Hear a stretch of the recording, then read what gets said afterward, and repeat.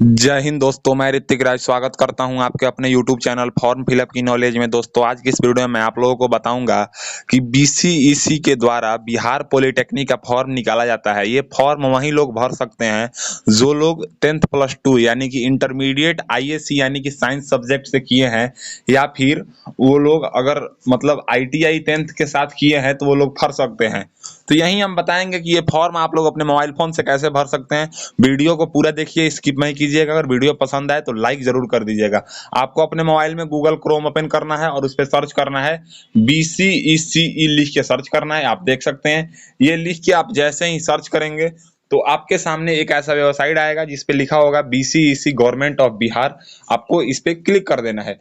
अब जैसे ही आप इस पे क्लिक करेंगे तो यहाँ पे ऑनलाइन एप्लीकेशन फॉर्म का एक सेक्शन है जो कि बीच में ही है।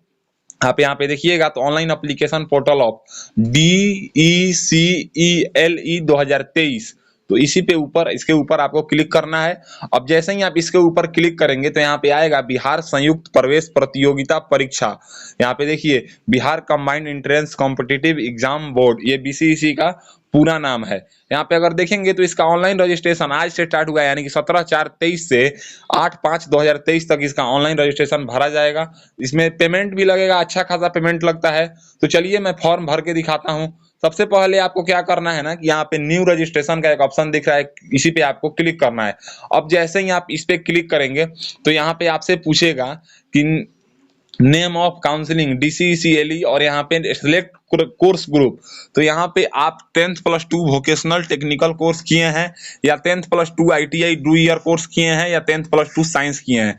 ये तीनों में से आपके पास जो भी कोर्स है, मतलब जो कोर्स आप किए हैं वो कोर्स पे आप सिलेक्ट कर लीजिएगा। तो हम 10th+2 साइंस से किए हैं तो यहाँ पे साइंस सेलेक्ट कर लेंगे।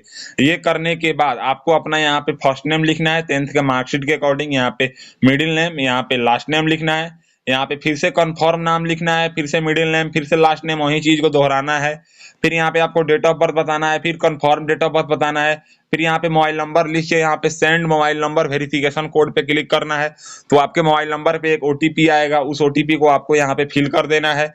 फिल करने के बाद यहाँ पे वेरिफिकेशन कर लेना है इसको। फिर यहाँ पे ईमेल एड्रेस डाल के सेंड वेरिफिकेशन ईमेल एड्रेस पे क्लिक करके ईमेल भी वेरीफाई कर लेना है यहाँ पे डाल के।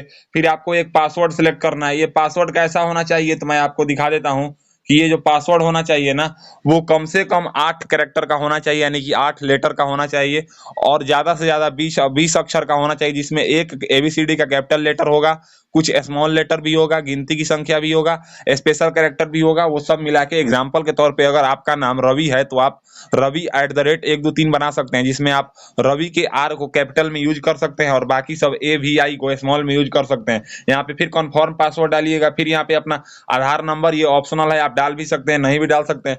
फिर यहाँ पे सिक्योरिटी क्वेश्चन पूछ रहा है, ये इसलिए पूछ रहा है कि अगर आप मान लीजिए कि आप अपना पासवर्ड भूल जाते हैं तो आपको पासवर्ड फॉरगेट करने के में ये बताना होगा। तो इसमें what is your childhood nickname, what is your name of favourite childhood friend, what is your first teacher, what is your favourite team, what is your favourite movies. तो आप अपने अकॉर्डिंग सिलेक्ट कीजिए और उसका उत्तर यहाँ पे लिखिए। और फिर यहाँ पे जो कैप्चा दिखाई दे रहा है, इस कैप्चा को आप इस बॉक्स में फिल कीजिए। कैप्चा फिल करने के बाद आप जैसे ही साइन अप वाले बटन पे क्लिक करेंगे तो यहाँ पे जो भी डिटेल्स आप फिल किया है ना वो सब कुछ दिखा देगा, जैसे कि आपने कौन सा कोर्स किया है 10th के बाद, और नाम, date of birth, mobile number, email ID और आपका जो भी डिटेल्स है वो दिखा देगा। यहाँ पे सब सही है तो कन्फर्म पे क्लिक कीजिए।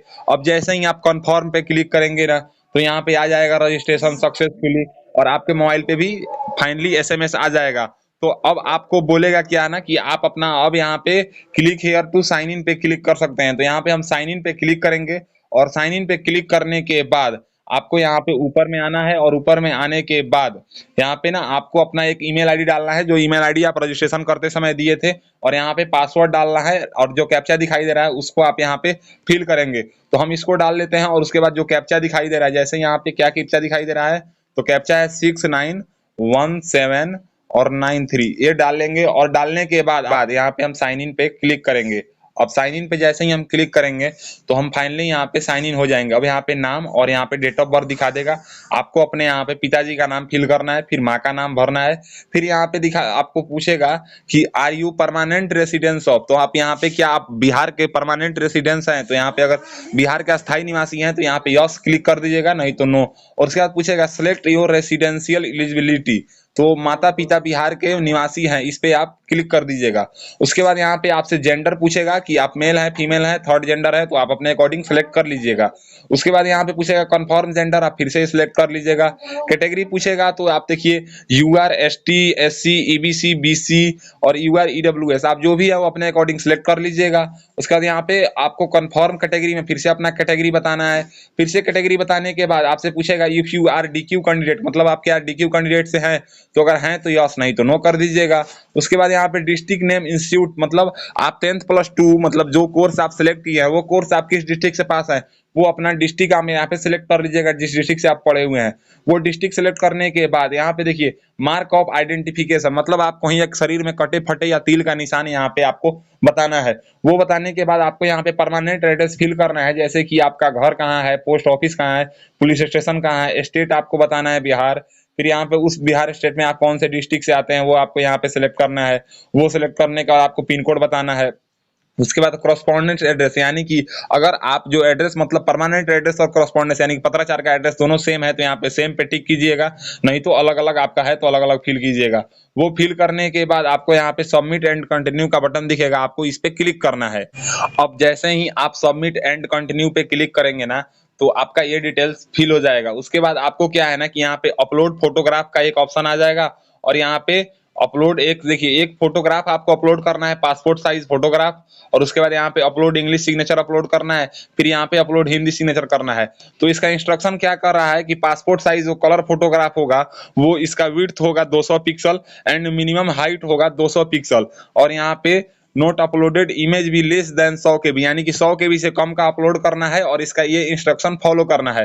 फिर यहाँ पे अगर कैंडिडेट्स इंग्लिश सिग्नेचर की बात करें गाइडलाइंस की, तो इसका विड्थ होना चाहिए 300 पिक्सल और यहाँ पे हाइट होना चाहिए 100 पिक्सल और लेस देन 100 KB से होना चाहिए। और हिंदी सिग्नेचर में भी सेम गाइडलाइंस है, 300 पिक्सल का विड्थ होना चाहिए और हाइट होना चाहिए 100 पिक्सल और लेस देन 100 KB से कम का पिक्सल होना चाहिए।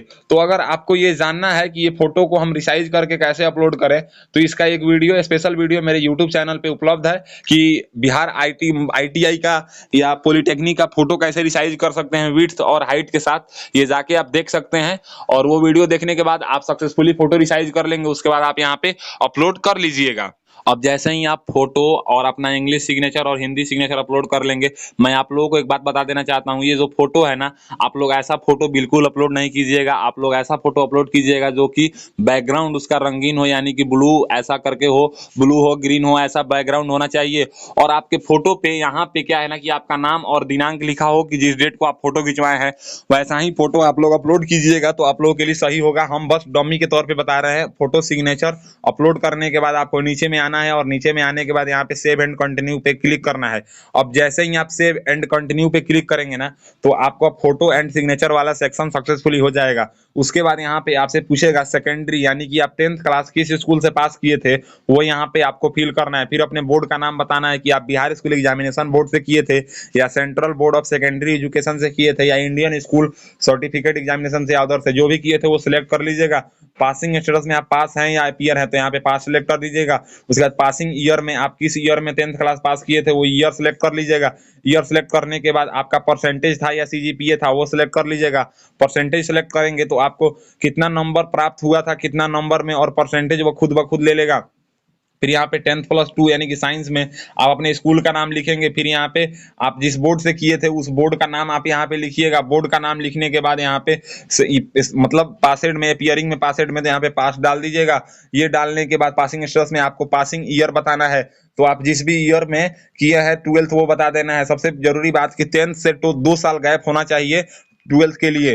फिर यहाँ पे वो डालने के बाद यहाँ पे परसेंटेज था या CGPA था वो अपने अकॉर्डिंग यहाँ पे फिल कर दीजिएगा। फिल करने का परसेंटेज सेलेक्ट कीजिएगा तो कितना नंबर आपको प्राप्त हुआ था, कितना में से परसेंटेज वो खुद ब खुद ले लेगा। ये सब फिल करने के बाद आपको यहाँ पे सेव एंड कंटिन्यू का बटन है, इस पे आपको क्लिक करना है। अब जैसे ही आप यहाँ पे सबमिट एंड कंटिन्यू पे क्लिक करेंगे तो सबमिट एंड कंटिन्यू पे क्लिक करने के बाद आपने जो भी डिटेल्स फिल किया है, जैसे DECELE 2023 में आपने जो भी डिटेल्स फिल किया था कि सिलेक्ट कोर्स ग्रुप आपने कौन सा ग्रुप पास है वो यहाँ पे, या आपका ब्रांच ट्रेड तो अभी आएगा नहीं, और यहाँ पे कैंडिडेट्स नेम, अपना डेट ऑफ बर्थ, अपना मोबाइल नंबर, ईमेल आईडी, आधार नंबर, आपने पिताजी का नाम, माँ के नाम, यहाँ पे कैटेगरी, आपने जो भी डिटेल्स फिल किया था वो सब आपका यहाँ पे खुल के आ जाएगा कि आपने सेकेंडरी यानी कि 10th क्लास किस बोर्ड से पास किया था, किस स्कूल से पास किया था, किस ईयर में पास किया था, 12th किस बोर्ड से किया था, किस स्कूल से किया था, कितने परसेंट नंबर थे। यहाँ पे फोटो, सिग्नेचर, हिंदी इंग्लिश सबका सिग्नेचर आ जाएगा। यहाँ पे एक इंस्ट्रक्शन आएगा, इसको आपको टिक करना है सब कुछ पढ़ने के बाद। और यहाँ पे अगर कुछ गलत लग रहा है तो यहाँ पे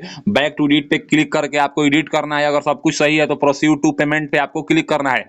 अब जैसे ही आप प्रोसीड टू पेमेंट पे क्लिक करेंगे तो बोलेगा यहाँ पे dear candidate before configuration please check your all input, मतलब आप जब तक चेक नहीं करें तब तक आप इसको सिलेक्ट करके ओके ना करें। अगर ऐसा कर देंगे तो आपका डाटा मिसमैच हो जाएगा, तो फिर आप खुद इसका जिम्मेदार हैं। तो आप इसको यस कीजिए, और यस करने के बाद आप डायरेक्ट पेमेंट गेटवे पे चल जाएंगे, जहां पे आपको अगर जनरल ईडब्ल्यूएस कैंडिडेट से आते हैं तो आपको 2200 रुपए का पेमेंट करना है। तो आप 2200 रुपए का पेमेंट जो है ना वो अगर डेबिट कार्ड से करते हैं तो कार्ड नंबर और नेम ऑफ कार्ड और एक्सपायरी डेट और सीवीवी डाल के पेमेंट कर सकते हैं। अगर नेट बैंकिंग से करना चाहें तो नेट बैंकिंग से कर सकते हैं, वॉलेट से करना चाहें तो वॉलेट से, अगर यूपीआई से करना चाहें तो यूपीआई से कर सकते हैं। यहाँ पे बता रहा है कि वीजा कार्ड, मास्टर कार्ड, रुपए कार्ड, सब कार्ड यहाँ पे अवेलेबल है पेमेंट करने के लिए। तो आई होप अगर आप जैसे ही पेमेंट कर लेंगे तो आपको पता चल गया, जैसे ही आप पेमेंट कर लेंगे तो आपको क्या है ना, आपके सामने प्रिंट आ जाएगा एप्लीकेशन फॉर्म का, और उसको प्रिंट करके आप रख लीजिएगा। उसका 2 महीने बाद लगभग एडमिट कार्ड आते हैं, उसके बाद एग्जाम देने जाना होता है। आप एग्जाम देंगे तो फिर अगर आपका एग्जाम निकलता है तो आपका एडमिशन होगा